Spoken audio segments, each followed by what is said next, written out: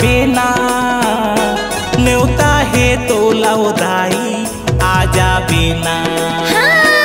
आजा बेवो दाई आजा बेना न्योता है तो लौदाई आजा बेना। चंदरपुर चंद्रा सेनी सारंगढ़ काली माई डोंगरगढ़ बमलाई रायगढ़ के बूढ़ी दाई आजा बेमा।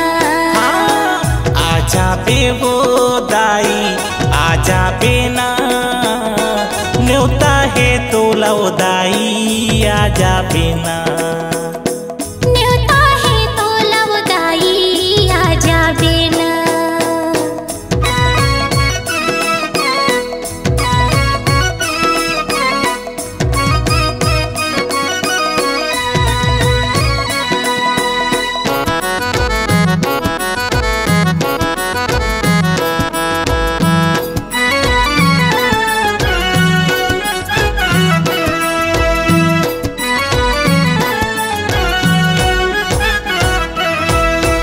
पैर खदर के कुटिया बने हैं मोर कुटिया माजा।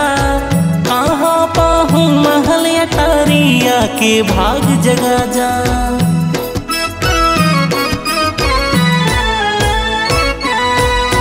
पैर खदर के कुटिया बने हैं मोर कुटिया माजा। कहाँ पाहूँ महल अटारिया के भाग जगा जा। मेवा मैं कहाँ पाहूँ दाई तोला चील खवाहूँ। मेवा मैं कहाँ पाहूँ दाई तोला चिला खवाहूँ। आके ते दरस दिखा देना माँ। आजा बेवो दाई आजा बेना न्योता है तो लौदाई आजा बेना। न्योता है तो लौदाई आजा बेना।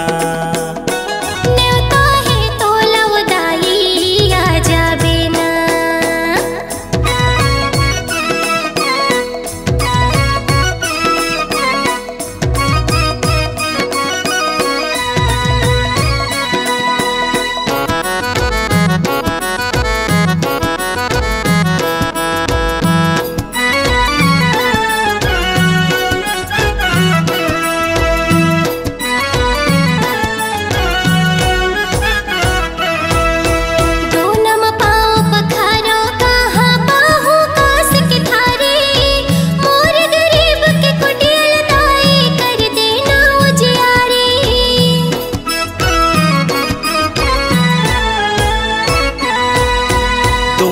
पाँव पखारो कहाँ पाहूँ कास के थारी। मोर गरीब की कुटिया मदाई कर दे वो जियारी। दर्शन बरतर से नैना आजा माँ जल्दी आना। दर्शन बरतर से नैना आजा माँ जल्दी आना।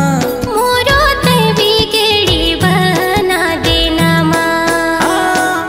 आजा बेवो दाई आजा बेना न्योता है तो लौदाई आजा बेना। न्योता है तो लौदाई आजा बेना। न्योता है तो लौदाई आजा बेना। चंदरपुर चंद्रा सेनी सारंगढ़ काली माई डोंगरगढ़ बमलाई रायगढ़ के बूढ़ी दाई आजा बेना।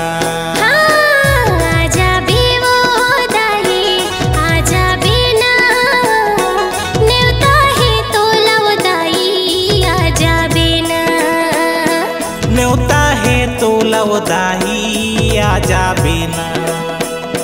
न्योता है तो लव मैया आजा बेना।